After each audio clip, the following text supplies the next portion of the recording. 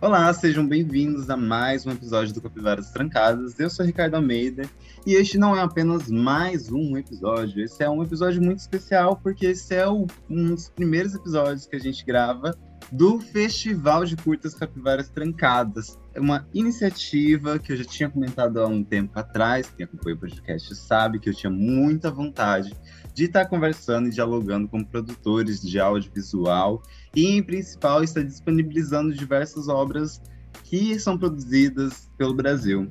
E aí, graças a um edital movimentar do Estado de Mato Grosso, promovido pela CECEL, Secretaria de Cultura, Esporte e Lazer. Muito obrigado, meus convidados maravilhosos que lembram toda a sigla da CECEL. Graças a CECEL, a gente está realizando a nossa primeira edição do festival. E uma das nossas partes, além da exibição, que está acontecendo neste momento no YouTube, então você pode ir para o YouTube pesquisar Capivaras Trancadas, Festival de Curtas, você vai encontrar alguns dos curtas que estão sendo exibidos. Também temos o link no nosso Instagram, aperta lá o link na bio que você vai direto e vai assistir os curtas maravilhosos que a gente vai estar dialogando nesta semana. E aqui, para estar dialogando, um dos curtas selecionados, né? Temos Daniele Bertolini, me desculpa. Se apresente para os nossos ouvintes. Olá, pessoas queridas, ouvintes do Capivaras Trancadas. Adorei esse nome. Sou Daniele Bertolini, produtora audiovisual. Hoje aqui em Cuiabá, né, mas comecei a minha carreira audiovisual em São Paulo em 2000, ou seja, lá se vão 22 anos de audiovisual.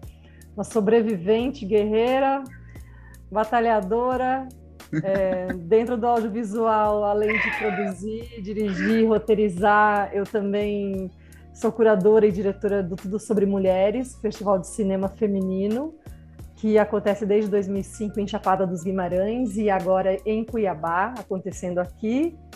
E agora também mestranda do Estudo de Cultura Contemporânea no ECO, na UFMT, onde também vou pesquisar documentário, ou seja, né, a mosca azul definitivamente me picou, um enxame de moscas azuis. E um currículo de peso. Juntamente de Daniele, temos Milena Moura. E agora é minha vez, né? Sim, se apresente para os nossos ouvintes. Eu sou a Milena, eu sou cineasta, realizadora. Atualmente eu estou vivendo em São Paulo, mas tem uma produtora que fica no município de Guarulhos, que é aqui pertinho, né? Eu trabalho em diferentes funções, faço direção, produção e roteiro. E estou muito feliz de estar aqui conhecendo Capivaras Trancadas, de estar podendo ter essa ocasião de dialogar com vocês e de pensar um pouco de novo sobre esse filme que a gente fez junto. Uhum. E Daniele e Milena estão aqui representando o curta Escutando e Vendo, um dos 3 selecionados na categoria MT em Foco. Que, MT, no caso, Mato Grosso em Foco, que busca evidenciar filmes produzidos no estado de Mato Grosso com suas temáticas. Então, primeiramente, eu estou muito feliz. E também, adicionando aqui na nossa conversa, temos uma das nossas curadoras do curta. Sara, por gentileza, pode se apresentar para os nossos ouvintes? Bom, boa noite, meu nome é Sara. Não sei se eu poderia falar boa noite, bom dia, boa tarde. Bom, meu nome é Sara. Estou fazendo parte aqui da curadoria do Festival Capivaras Trancadas. Atualmente trabalho com produção cultural em teatro e direção de produção em cinema. E é isso, essa é a nossa mesa de debate de hoje. Então, para começar, Daniele, Milena, quais são os cargos que vocês desempenham no curta, Escutando e Vendo? Bem, eu sou diretora junto com a Milena, roteirista junto com a Milena e fiz a produção. Essa sem a Milena. Essa sem a Milena. Mas de direção e roteiro a gente fez juntas. E o roteiro também é assinado pela Clara Lazzarin, montadora maravilhosa, que contribuiu muito criativamente nesse processo da montagem. Dani Vendo é um documentário, né, onde vocês abordam a cidade de Nova Chavantina. E o movimento muito interessante que vocês trazem na narrativa é justamente a partir dos grãos de produção que tem naquela cidade, que começam com produções, né, feitas pelos moradores, pelos ribeirinhos, e agora é dominada pelo agronegócio. Como que surge essa narrativa, né? E esse contato entre vocês, em principal, acho que é um bom ponto. Como que vocês começam a trabalhar juntas nesse curta? Você, Mi?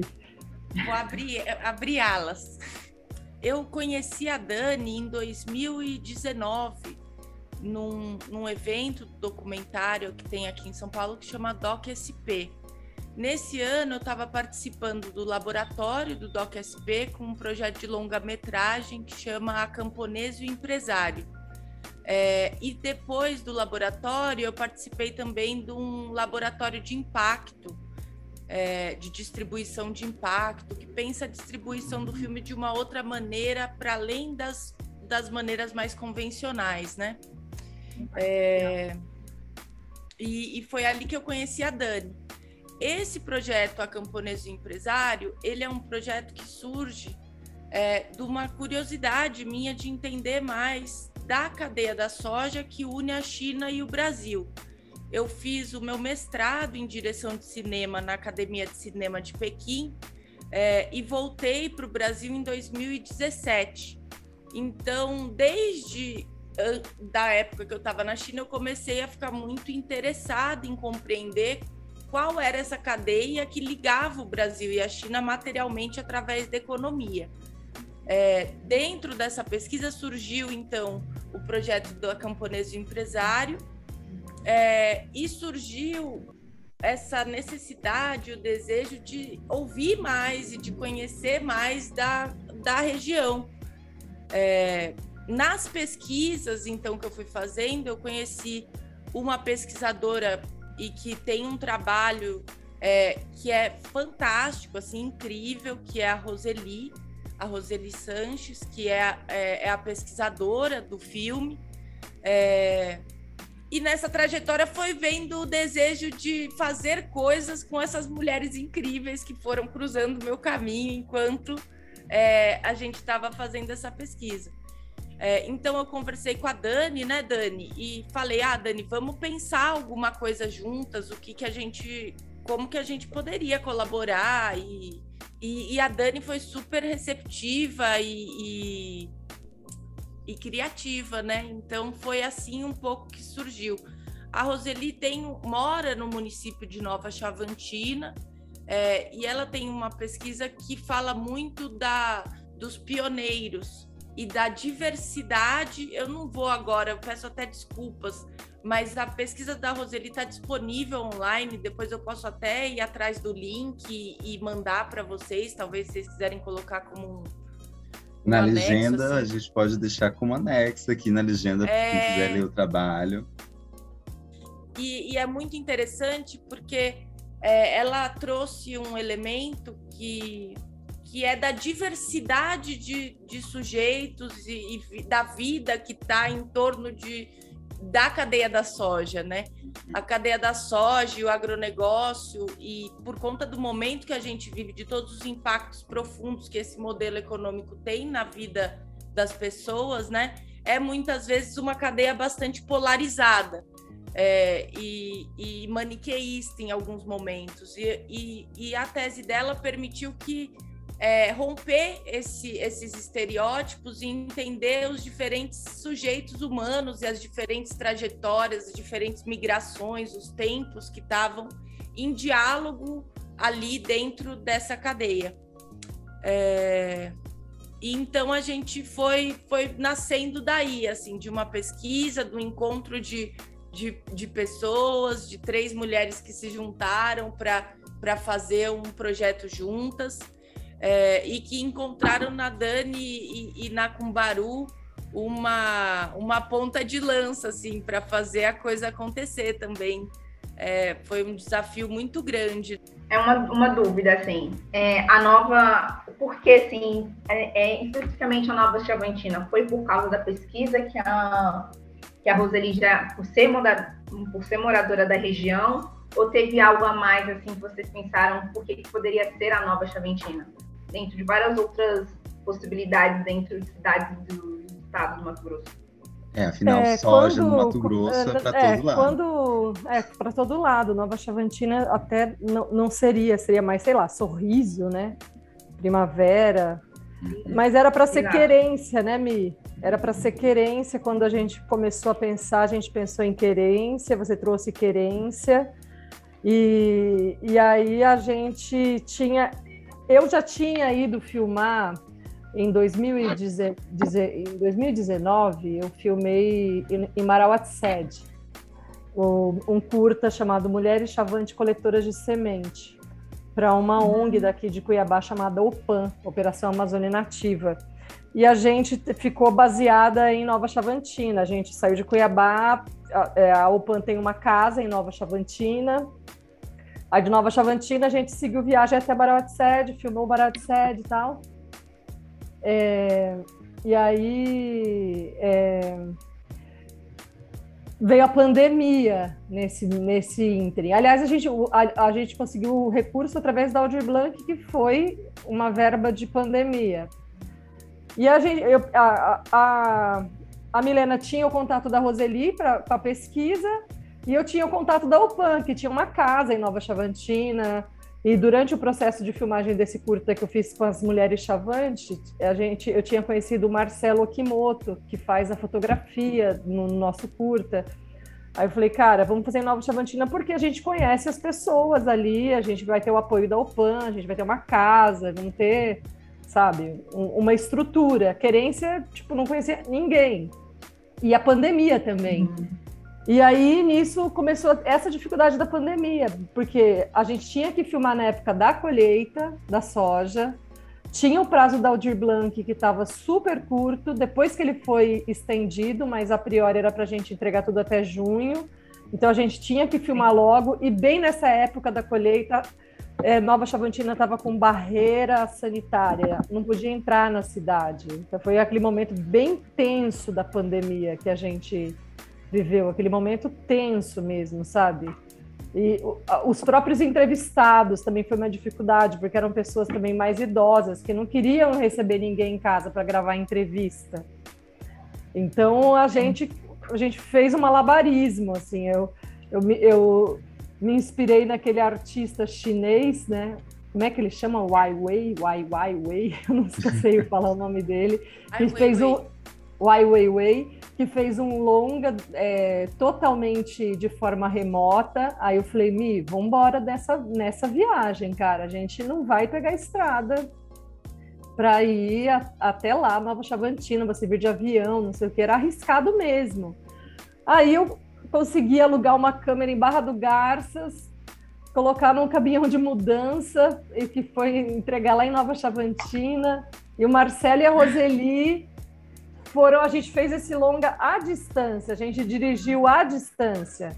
Então, eles filmaram final de semana e a gente revisava segunda, terça. Aí, no outro final de semana, eles continuavam a filmagem, a gente revisava segunda e terça. Fala, Mi.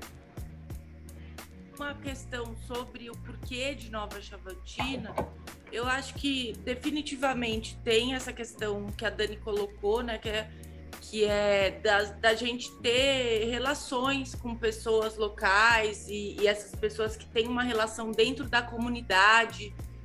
Eu acho que isso foi definitivamente importante, né? A relação que a Roseli tem ao ser moradora dali, que o Marcelo tem, que a Dani tem ao já ter filmado lá, mas tem também um elemento, e que daí a gente descobre também a partir do diálogo com essas pessoas, né, que é a importância da Nova Chavantina historicamente dentro dessa entrada da entrada no Centro-Oeste, né? brasileiro. Então, desde a ida dos irmãos Vilas Boas, de ser um primeiro entreposto, e daí tem toda uma história e uma importância histórica do município dentro do processo de expansão para o Centro-Oeste, né? Que eu ainda tenho muitíssimo para aprender sobre isso. Mas foi um dos elementos que pesou também do porquê, né? Que trouxe sentido à escolha do município. Um outro elemento, já que vocês apontaram também que a questão de produção, né? Como é que se produz e tal, é algo que os interessa e que os interesses. Um deles a gente tinha um orçamento bastante restrito. Então, a gente poderia fazer em mais de um município, em outros municípios, mas, de fato, o plano de produção vai influenciar também o recorte do roteiro, a ideia, o conceito que a gente está desenvolvendo, e você vai sempre pesando na balança. E uma das coisas que, desde o começo, eu acho que, e a gente falava, inclusive, é que esse curta ele poderia facilmente ser uma série. Quando você, Sara, fala que trabalha muito com educação e que veio das oficinas Quinofórum, eu acho que esses processos, essas iniciativas de difusão e de troca, né, elas são importantíssimas. Eu comecei a me interessar e achar que o cinema era uma coisa que estava ao meu alcance numa oficina do Tela Brasil, em São Paulo também, sabe? E uma das coisas que a gente pensa é que poderia facilmente ser um filme e dariam filmes belíssimos, interessantes e que nos propiciariam um conhecimento maior da nossa própria realidade, das pessoas, dos moradores locais. A gente fazer um Escutando e Vendo Nova Chavantina, um Escutando e Vendo Sorriso, Escutando e Vendo Primavera do Leste, um Escutando e Vendo Querência. Então, a ideia também dele ter um formato, né? E material, que a gente pode, se vocês quiserem depois pensar, vamos fazer uma oficina do Escutando e Vendo em Primavera do Leste. Vamos trazer para Rondonópolis. Como é que é a tua história? Vamos trazer para Rondonópolis. Nossa, isso vamos trocar contato, que assim, é uma coisa para um convite, hein, para depois, para vocês duas. Isso é um material, e uma das coisas que me interessou muito quando eu estava assistindo o curta, é que realmente é um material histórico, pedagógico muito grande, assim, né? Porque vocês trazem tantas perspectivas, né? E eu queria saber disso, como que funcionou como vocês identificaram esses moradores, né? E não só os moradores, tem um momento, inclusive, que vocês trazem uma fala de um trabalhador do agronegócio, né? Comentando sobre a visão dele quanto à soja no estado e a produção realmente inteira pautada para a China. Então, como que vocês chegaram nessas pessoas? Tendo em vista a pandemia e tudo isso. Nós partimos de... Um parênteses do Ricardo, não sei se é o mesmo que ele está se referindo, mas também é uma curiosidade minha, principalmente eu não lembro o nome dele, né? Mas ele é um dos caras que possivelmente ele cuida ali daquele hectares ali de soja. Como que vocês conseguiram essa entrevista com ele? Nós partimos de perfis, né? Qual perfil que a gente queria, né? Tem o perfil da pessoa que trabalha com a soja e vive a soja, tem o perfil da pessoa que não vive, que vive os reveses do que aquela produção traz, tem o perfil da pesquisadora, né? Que foi para lá porque a universidade foi criada a partir desse movimento do agronegócio que fez com que a cidade se desenvolvesse economicamente, né? Então, a gente partiu de perfis e também teve sorte. Por exemplo, o Marcelo foi filmar o Rio. Chegou lá, encontrou o Brito regando as bananeiras. E foi entrevistar o Brito.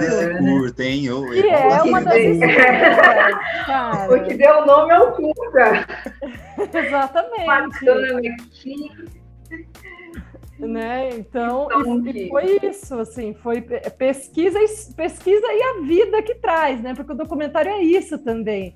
Às vezes a gente vai lá e se programa para entrevistar, mas aí surge a vida atrás. Sim. E aí você abraça, né? Abraça essas pessoas que a vida trouxe. Enfim, foi isso, um misto de pesquisa e sorte. Uma coisa que eu achei, que eu quero trazer, é a questão da produção na época de pandemia. Eu acho que aqui, assim, eu passei por um processo desse também, mas a gente estava com um curta planejado para ocorrer em determinada data, mas entramos em um pico pandêmico e também teve uma questão de verba, questão de exames, e não chegamos a gravar o curta na época planejada, então tivemos que postergar o curta. E aí vocês falaram que vocês conseguiram gravar ele à distância. E aí a Milena, como ela, eu não sei se ela estava em São Paulo, não sei se ela estava por Cuiabá, não sei, mas trazer esse comparativo mais ou menos, como que foi gravar esse curta à distância aqui em MT e como que estava acontecendo isso lá em São Paulo? Como estavam acontecendo essas produções? E aconteceu, foi um né? desafio imenso, ainda mais porque ele foi gravado, acho que antes mesmo de saírem os protocolos do setor audiovisual, né, Dani? Foi. Então, esse curta, ele já é singular, ele é uma codireção, mas eu acho que é um curta feito por muitas mãos, que contou com a generosidade, a inteligência, a criatividade de cada pessoa que teve participando na equipe, e dos participantes que se generosamente compartilharam com a gente as suas histórias, e através do diálogo. Então, você fazer à distância não foi uma gravação, tem vários modos, né, de se gravar à distância. Nesse caso, o que a gente fez foi a gente deu uma autonomia plena para a equipe que estava no lugar. Então, a gente confiava plenamente na Roseli, que foi quem conduziu todas as entrevistas. Então, a Roseli acabou sendo uma diretora de campo, praticamente, né? Ela era a responsável por conduzir as entrevistas, o Marcelo como fotógrafo, mas são duas pessoas que têm uma inteligência, uma sensibilidade, uma delicadeza que é muito singular também e que está impressa no curta. O encontro dos personagens, esses perfis que a Dani comenta, são perfis que foram traçados junto com a Roseli, principalmente, e uma ideia que surge também a partir da leitura da dissertação, da tese dela, e a generosidade de entender os tempos também os tempos da produção e os tempos das pessoas, né? Qual que era o momento onde seria possível, como vamos conduzir essas entrevistas, se antes a gente pensava em dentro de casa, a gente ir para os espaços abertos com o distanciamento necessário, a câmera tá numa posição que era a posição possível de se estar, com a segurança que o momento pedia, sabe? Então, isso... Foram quanto tempo desde pré até após? Acho que a pré demorou mais do que a filmagem, né? Porque a gente teve que afinar isso, como que se daria, equipamento, como que vai fazer para esse equipamento chegar. Era uma parceria com a FMT para ir um equipamento do NPD e um cinegrafista de Barra. Aí com a pandemia ele não foi mais, aí foi isso, sabe? A gente foi se adaptando às situações. A produção a gente não filmou em dias consecutivos, foram finais de semana, porque a Roseli e o Marcelo também têm os seus trabalhos, né, lá. Então a gente organizou de uma forma que eles filmavam sexta, sábado e domingo. Aí a gente subiam as imagens no Drive para a gente assistir segunda e terça e quarta. A gente se reunia quinta, davam feedback do que ou que precisaria ser refeito, ou que ok, aí eles filmaram outro. Eu acho que foram uns 3 finais de semana de filmagem. Aí a gente deu uma pausa, porque eu fui rodar uma série sobre turismo aqui, né? Aí já com protocolo, já com PCR de 4 em 4 dias, aí já o negócio já ficou mais seguro. E aí a gente volta depois com a montagem com a Clara, isso a Clara em São Paulo também, né? A Clara também, foi tudo à distância. Algumas imagens daí faltaram, a gente teve que cobrir algumas imagens que ficaram faltando. Há mais imagem de Rio, mais imagem de cidade. Aí o Marcelo volta de novo para filmar e a gente terminou em novembro. Foi quando a gente estreou, fez uma exibição aqui em Cuiabá, no Sesc, dia 25 de novembro, se eu não me engano, e foi quando ele estreou. E agora ele está circulando pelos festivais, assim, foi pro Festival de Cáceres, agora aqui, e, enfim, agora tem mais esse trabalho ainda, escrever nos festivais. O trabalho não é o primeiro festival que vocês inscrevem, hein, ou não? Oi? É o segundo. É o primeiro festival? Não, eu já escrevi em alguns, mas ele foi convidado para o Festival de Cinema de Cáceres, que é o Olhares do Pantanal. Ganhamos uma menção honrosa lá nesse festival, que é aqui em Mato Grosso, agora aqui, Rondonópolis. Sim.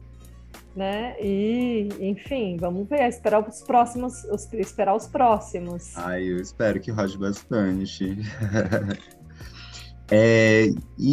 Nossa, muito interessante toda essa questão maluca que foi essa produção de estar presente, não estar presente. E aí, né, uma questão como que fica o papel das roteiristas, né? Como que vocês organizaram esse roteiro? Porque documentário é aquela coisa assim que você vai a campo com uma ideia, acha o seu roteiro, e aí para desenvolver essa narrativa que vocês contam muito bem, né?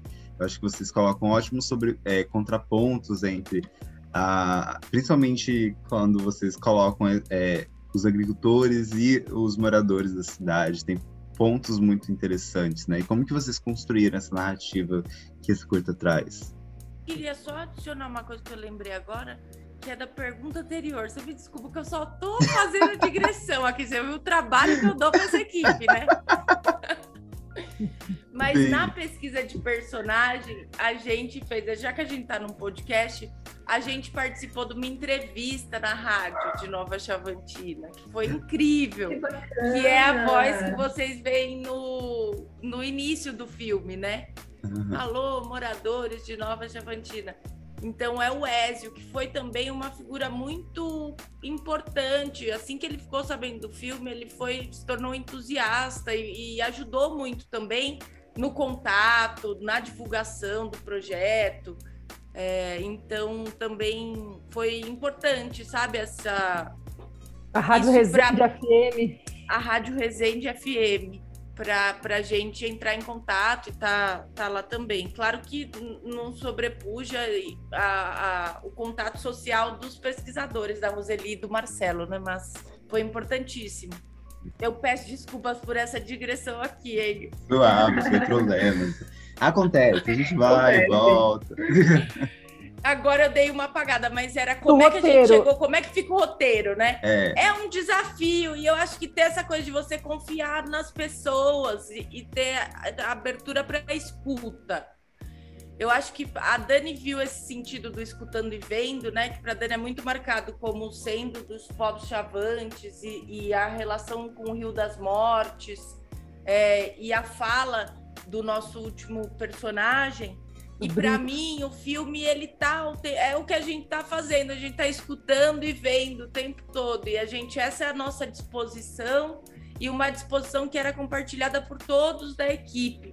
Então é um roteiro que ele é bastante poroso, na medida em que ele também dá muita independência para os pesquisadores, para a Roseli, que estava entrevistando em campo, para o olhar do Marcelo, que resolve ligar a câmera quando ele resolve ligar a câmera, enquanto eu tô aqui, ele tá lá, e ele aperta o REC e solta o REC na hora que eles vão decidir, que é o momento. Eu acho que daí o roteiro tá na proposta inicial, que é da gente partir dessa pergunta do como a soja mudou a sua vida. Então, a partir dessa pergunta, é a gente escutar o que as pessoas têm a nos contar sobre isso. Então, tem esse primeiro elemento, e depois tem um outro elemento que é de pensar como que essas entrevistas vão ser conduzidas e conversar sobre isso com a Roseli, que era pesquisadora e a pessoa que estava em campo, conduzindo todas as entrevistas. E um terceiro momento, que é no momento de montagem, e por isso que a Clara também é uma figura importantíssima no roteiro, porque e assina com a gente, né? E a narrativa do filme, ela vem muito nesse processo de montagem, que vai partir também da escuta dos personagens e do diálogo entre as diferentes perspectivas que tem dentro da equipe também, de como encontrar essa harmonização, né? E a harmonização dentro da equipe de direção, junto com a equipe de montagem roteiro, com os pesquisadores, e essa harmonização dentro do próprio universo de Nova Chavantina, do universo que a cadeia da soja cruza com aquilo que antes eu acho que eu comentei, não sei se a gente já estava falando, mas essa polarização que muitas vezes tem entre o produtor rural e as pessoas que estão à margem da produção, as comunidades locais, de sempre buscar harmonizar e equilibrar um pouco esses pontos de vista, né? Confiando sempre na autonomia dos sujeitos. Mas assim, para mim foi marcante, que eu lembro que quando eu vi as entrevistas e a Emília, que fez a transcrição das entrevistas, a hora que eu bati o olho na entrevista do Brito, eu falei, nossa, essa fala tem que fechar o filme. De cara eu falei para a Clara, montadora, Clara, essa fala tem que fechar o filme, a fala do Brito, cara, porque é isso mesmo, ó. Depois de tudo que a gente viu, falou, o negócio é aquilo, né? Assim, tá difícil, tem degradação, tem poluição, mas ok, a gente vai voltar a não ter agronegócio aqui? Não. O que a gente vai fazer para melhorar, né? Como que a gente vai minimizar esses danos, né? E o Brito fala isso muito bem, né? Tem um satélite, a fiscalização tá aí, quem fizer errado, a gente tem essa perspectiva, sabe? Quem fizer errado... Eu achei uma perspectiva muito bacana, assim, que vocês trouxeram nesse final, assim, né? Meio que, acho que talvez uma pegada um pouco mais filosófica, assim, né? Tipo, olha, cuida da terra, porque se você não cuidar da terra, tem alguém lá de cima que está te olhando, entendeu? Então, olha, parece que você tá fazendo, entendeu? Não é Deus, é o satélite. Não, deixa aberto para quem quiser interpretar, entendeu? Deixa aberto para quem quiser interpretar. E aí você traz, tipo, se você for pensar, né, numa linha mais da cultura indígena, né, eles têm todas as suas mitologias, né, então, e aí juntando com a Stone Bene, que vocês também trouxeram, que é dos índios chavantes, eu acho que dá uma junção muito bacana de pensar nesse lado, assim, saca? Que tipo, olha, vocês não estão tomando conta, mas vocês prestem atenção, porque a natureza vai cobrar, hein? Cobra. E aliás, né, aproveitando, tem essa discussão, né, muito forte no curso em relação ao negócio e tudo mais. E tipo, quando eu tava assistindo, na hora vem a identificação, porque a gente tá vivendo vários debates sobre como a gente encaminha, né, essa situação do agronegócio. A gente tem PLs aí que estão aprovando mais agrotóxicos com propriedades extremamente mortíferas, né? Vamos dizer mortíferas, que é para matar no final das contas. Não é que leva, né? Consequência leva a outra, né? Mortíferas, né? E eu acho que tem uma fala ali no filme que me toca, assim, que é aquele momento que tem entrevista com um rapaz que trabalha vocês podem perceber que eu fiquei meio parado nessa cena, né? Que realmente essa me toca bastante, porque em contrapartida com os moradores que lembram muito de um momento muito feliz da vida deles, né? Onde a gente poderia ter uma Nova Chavantina, uma cidade com uma economia da soja em tantos produtos, em tanta diversidade de produtos, né? E hoje a gente comercializa ele inteiramente para a China, né?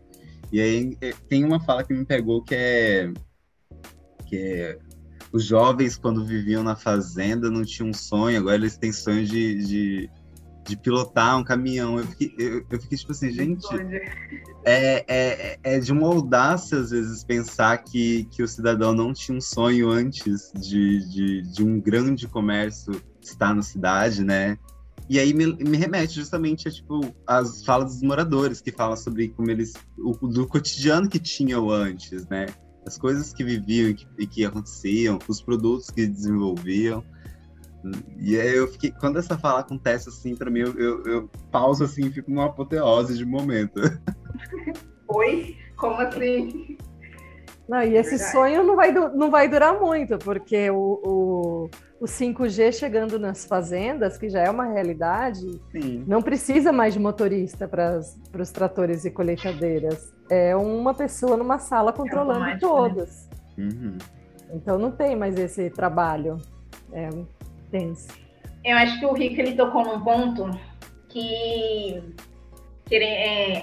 acho que foi essa semana, né? Já das novas PLLs que estão por aí. Então, recentemente já tá rolando aí a do João Juarez, deixa eu ver, isso, Juarez Costa, deputado aqui do MDB, que ele tá com uma PLL rodando, né, no estado, para retirar o MT da Amazônia Legal. E eu tava tentando entender, né, um pouco dessa situação, e eu falei assim, nossa, o curso ele caiu assim como uma pluma, assim, né? Uau! É como que é a gente tocar nesse assunto, porque o MT teve uma coisa, eu não entendi pouco, né? Algumas coisas que eu não sou da área, eu não entendi, mas como que isso pode, obviamente, é óbvio, mas como que isso vai reverberar de uma forma tão negativa e trazendo uma questão econômica mesmo, já que a gente está falando de uma questão que vai ser tudo mais tecnológico, então, obviamente, tem uma redução de empregos. Tendo uma redução de empregos, ampliando esse plantio de soja, milho, algodão, como que será que fica esses sonhos, né? Na frase desse cidadão, eu não lembro o nome dele, mas ele é um trabalhador de uma das fazendas, né? Como que fica a situação dessa redução desse trabalho, né? Com todas as tecnologias avançadas, sem você pensar em uma forma de reduzir os danos para aquela população?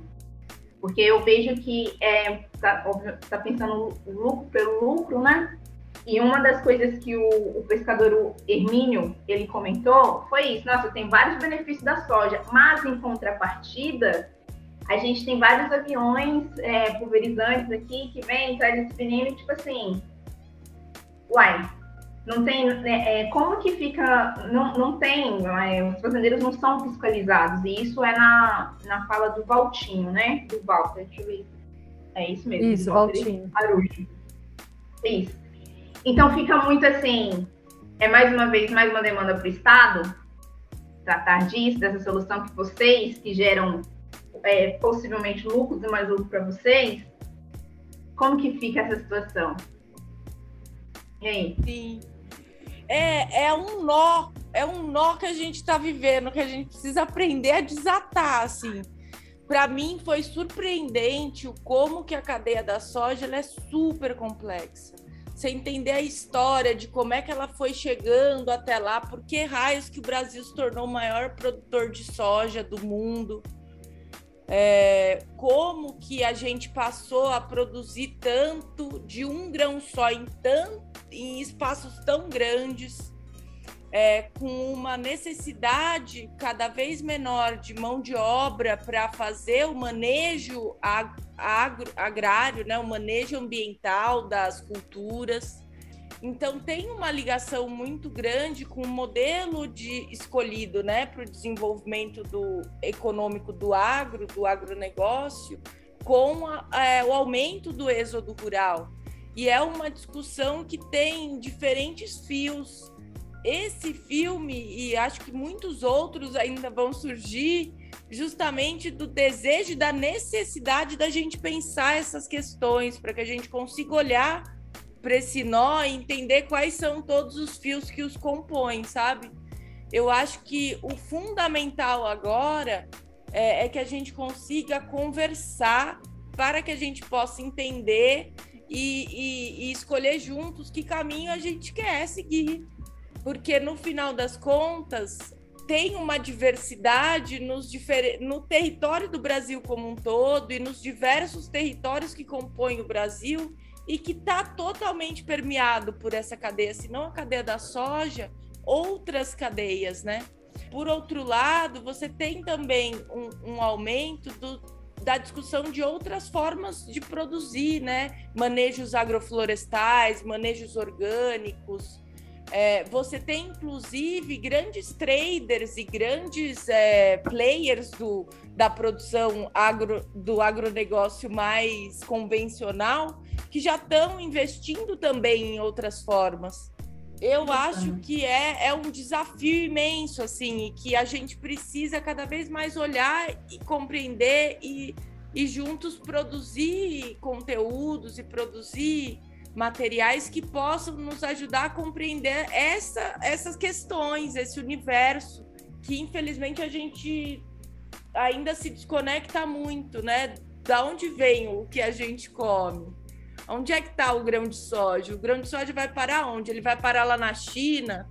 Quais são nossos sonhos? Os nossos sonhos vão parar lá também? Ou eles ficam aqui dentro de um trator? E devem ter pessoas que sonham em dirigir trator, né? Tem pessoas, e é um sonho possível, mas que não seja o único sonho possível, né? Que quem sonhar em navegar uma canoa ainda tenha rio para navegar a canoa, e que possa ter essas duas coisas juntas. Eu acho que é um desafio imenso. Eu fico muito curiosa de saber, fiquei muito tocada também com o seu depoimento, de contar que a Clara vai vibrar também com você contando. Você parou bem nessa frase aí. Olha, esse projeto de lei daqui de tirar o Mato Grosso da Amazônia Legal é tudo em prol do capitalismo, é tudo em prol de ganhar mais dinheiro. Por que lá no passado Mato Grosso entrou, além, claro, de ter realmente a Amazônia aqui?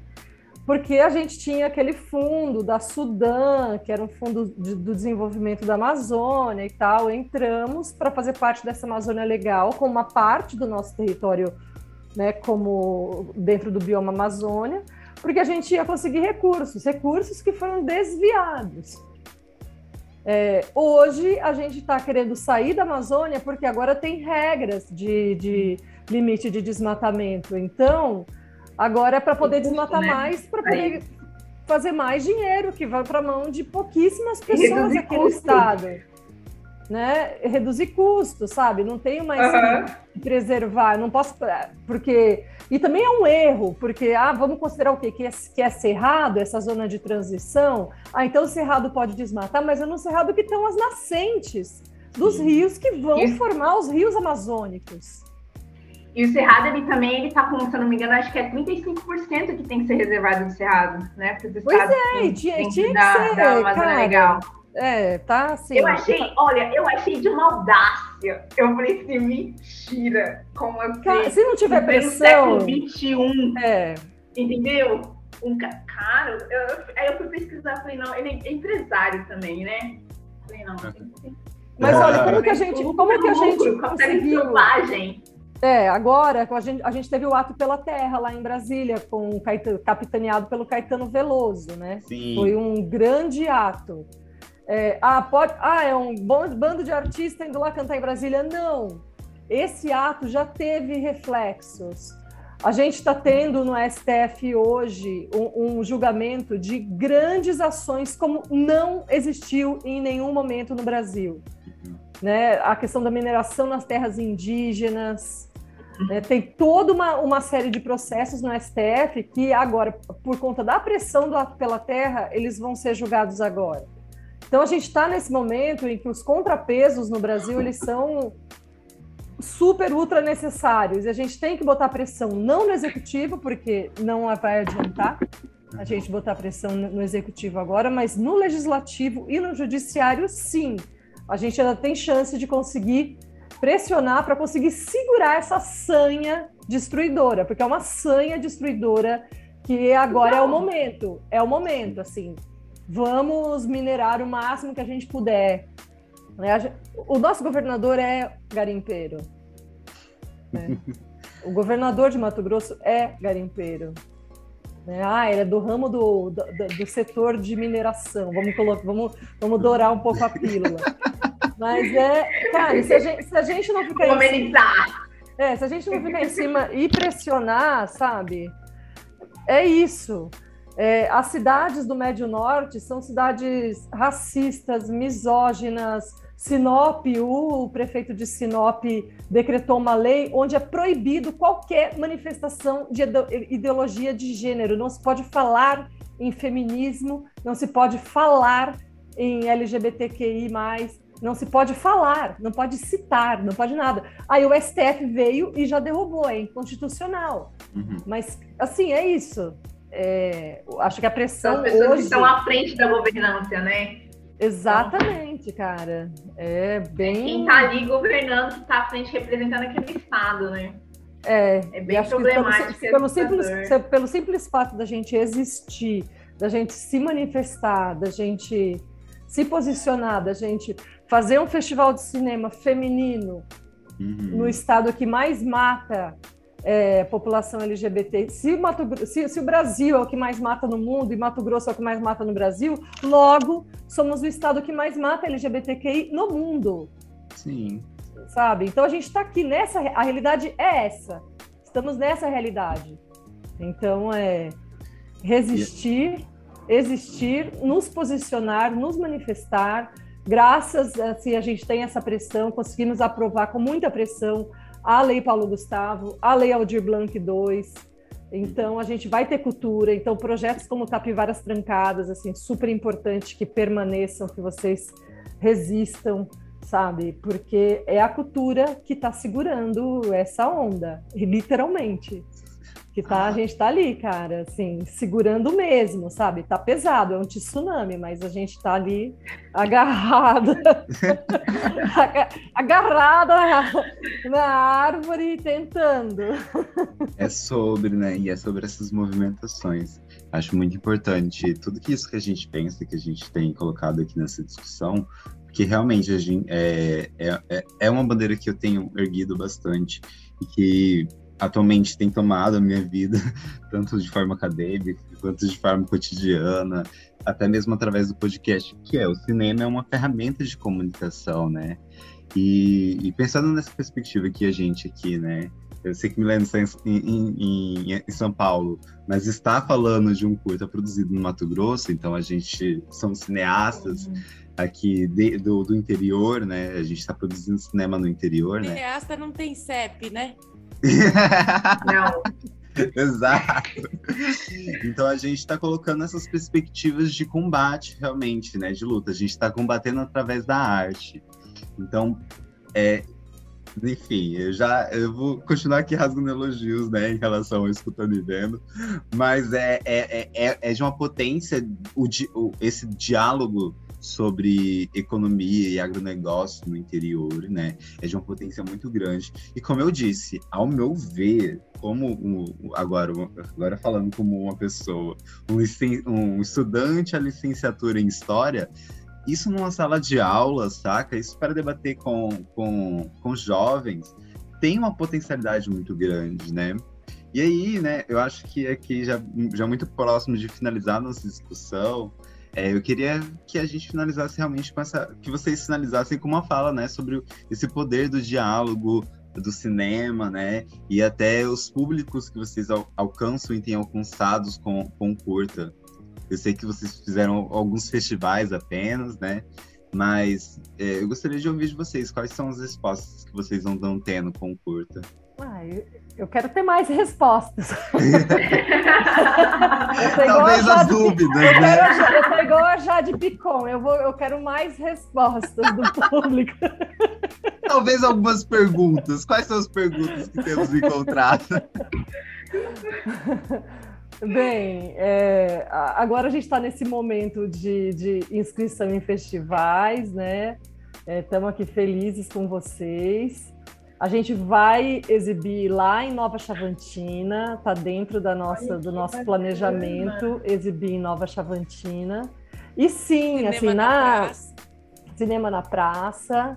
E já me disseram isso quando eu exibi, teve a estreia aqui no Sesc, foi uma plateia e tal, e já disseram isso, falaram, nossa, tem que ir para as escolas, tem que levar para as escolas esse filme. Enfim, é um caminho, né? Vamos buscar as secretarias de cultura. De repente, vamos esperar esses novos editais, né? Aldir Blanc 2, Paulo Gustavo, criar um circuito, material didático itinerante.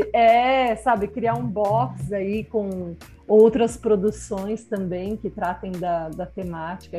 Olha aí, a ideia já vai... É bom que tá gravando, que já tá patenteada. Isso aí. Vamos escutar e ver. Vamos ver e escutar os estudantes, eles verem e escutarem o curta, né? O cinema foi feito para ser visto. Então, vamos lá. A ideia é essa, circular. Fala, Mi. Eu quase que fico sem palavra quando eu te escuto, porque isso daí para mim já vale o filme, sabe? Essa relação que cada pessoa estabelece quando vê, e você, como estudante de história, imaginar toda essa potência que tem de diálogo ao assistir o filme, de levar ele para dentro da sala de aula, para mim isso me deixa assim arrepiada. Eu acho que é extremamente importante. Tanto no sentido da gente conseguir ter uma presença a mais dentro da base da nossa própria sociedade, né? E que a gente consiga criar obras que toquem e que instiguem o debate, que levem a pessoa a pesquisar, a entender, ou então até a criticar imensamente o que está sendo visto ali, né? Eu acho que seria incrível a gente pensar junto mesmo um material didático relacionado ao filme. Se você ou qualquer das pessoas que estiverem nos ouvindo quiser conversar sobre alguma coisa nesse sentido também, a gente está super aberto, né, Dani? Sim, muito. E, inclusive, essa coisa que eu falei, às vezes os estudantes podem fazer versões, né? Com seus pais, com seus colegas de classe, com o seu irmão mais velho, porque da mesma forma que esse projeto ele nasce das relações sociais que vão se estabelecendo, das trajetórias pessoais que vão se cruzando e que vão ecoando e dialogando, outras coisas podem surgir, pode ser... eu vou ficar muito curiosa de ver e de poder contribuir, de ouvir, sabe? Mais sobre as vidas e como essas vidas foram afetadas pela soja, pelo grão, e quais outros caminhos, né, que a gente pode trilhar, quais outros sonhos a gente pode sonhar junto. Então eu fico muito agradecida por esse momento hoje aqui com vocês, pela Dani, por tudo, assim, pela Roseli, pela equipe toda. Foi um desafio muito grande fazer o filme, né, Dani? A gente fez o melhor filme possível numa situação extremamente nova, caótica, desafiadora, de um tema que é um tema também desafiador. E acho que a gente conseguiu contar com o afeto, com a compreensão, com a escuta de cada pessoa. E agora das pessoas que estarão nos ouvindo também, né? Muito obrigada. Eu acho que de todos os documentários que eu fiz, esse foi o, assim, na relação tempo filmado e material utilizado, foi assim, o maior. Assim, a gente utilizou praticamente tudo que a gente filmou. Nossa, que ótimo! Muito pouco que a gente deixou de fora. Pelo contrário, faltou e depois ela volta, faz mais. Nossa, o ideal é que normalmente a gente filma muito, assim, nossa, filma 1 hora para usar 3 minutos. Não foi. A gente filmou 1 hora e usou 17 minutos. Não, foi um pouco mais que isso, mas... Usou 50 minutos. Foi 59 minutos, usamos 50. Mas eu acho isso muito bacana, interessante. A Clara fez milagre. A Clara que o diga, eu não tenho certeza se foi 1 hora de filmagem, não. É que eu acho que a Clara deu já aquela peneirada. Clara, ótima, maravilhosa. Mãos de fada inteligente. A Clara daqui é de Mato Grosso? De São Paulo. É de São Paulo, Clara... mas eu conheci a Clara Lazarim quando ela veio para Chapada, participar do Tudo Sobre Mulheres, o festival de cinema que eu dirijo aqui, e ela veio exibir um curta sobre a TT Espíndola. Maravilhoso. Não é estranho a mim. Maravilhoso, sim. Outro curta importante de uma mulher daqui, que também mora em São Paulo. É isso, né, cara? A gente está aqui, daqui a pouco eu vou para São Paulo também. A Milena vem para cá. A gente vai eu quero ir logo. A gente vai para Rondonópolis. Em São Paulo a gente se encontra, então. A gente se encontra nessa rua. Acho que é isso. A gente poderia continuar o debate aqui. É claro que não tanto, porque a gente está tarde dessa gravação hoje. Mas, em principal, muito obrigado por ter inscrito, em primeiro lugar, né? Ter jogado as ideias. Foi muito gostoso assistir o curta de vocês, né? Tanto que é um dos selecionados, né? Teve outras coisas também maravilhosas, mas os de vocês, assim, afetou a gente de coração. Isso é uma coisa que eu quero destacar. Todos os curtas selecionados deu uma afetada na gente de coração, de vocês. Principalmente, eu acho que por a gente estar falando de uma produção vizinha nossa, né? Vizinha, parente aqui, praticamente, comadres de chá da tarde, coisas nesse sentido. É muito bom ver uma produção próxima e que com uma temática tão potencializadora, né? Para você que está ouvindo, por algum motivo não assistiu, o curta ainda deve estar disponível. Ele vai ficar disponível... pera, eu perdi essa informação agora na minha cabeça. Não vou conseguir te ajudar. Desculpa. Então, enquanto você procura, eu posso fazer um convite também? Pode. Claro.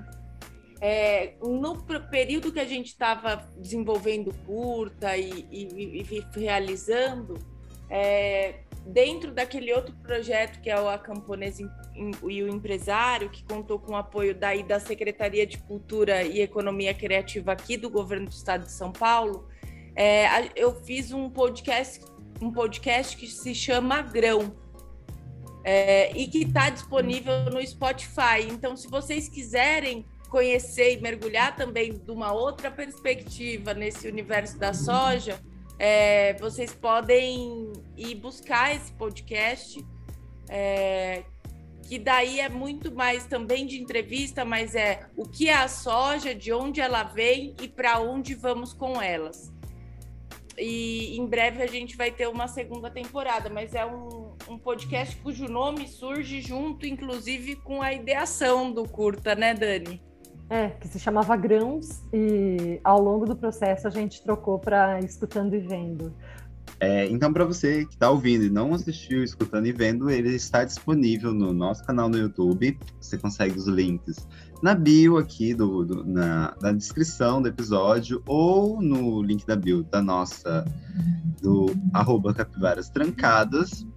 E o curta deve ficar disponível por 1 a 2 meses, aí a gente modifica, aí a gente conversa posteriormente com as produtoras, caso elas entrem em algum festival, que infelizmente isso é uma coisa que me incomoda, festivais de cinema pedem para exibições online não estarem acontecendo. Então, eu já deixo aqui claro, caso vocês queiram entrar em algum festival e a disponibilidade do curta estiver atrapalhando, é só entrar em comunicação com a gente retira ele do YouTube, tá ok? Tá bom, combinado. Recados finais, Daniele, Milena. Agradecimento a vocês, Rico, Sara, Mi, Roseli, Marcelo, Clara, nossa, quanta gente. Né? A todos que participaram, se for citar todos os entrevistados aqui, eu não vou lembrar o nome de todo mundo, mas representando todos, agradeço ao Brito, nossa estrela, e é isso, vamos continuar fazendo audiovisual em Mato Grosso, vamos continuar resistindo, fazendo arte e cultura em Mato Grosso, no Brasil, que a gente precisa. Obrigada, gente. Eu quero também agradecer muitíssimo ao Rico, a Sara. Acho que é uma iniciativa incrível o podcast. Vou até buscar ouvir outros episódios. Também a toda a equipe do filme. Eu faço as palavras da Dani minhas palavras, assim. E as pessoas que chegaram com a gente até aqui, né? Conversando, ouvindo. É isso. Muito obrigada e até breve. É isso, a gente se encontra no próximo episódio comentando mais um dos curtas que estão sendo exibidos no primeiro Festival de Curtas Capivaras Trancadas. Beijos e até mais! Beijos! Beijo! Este podcast faz parte do movimento LGBT Podcasters. Conheça outros podcasts através da hashtag LGBT Podcasters ou do site www.lgbtpodcasters.com.br.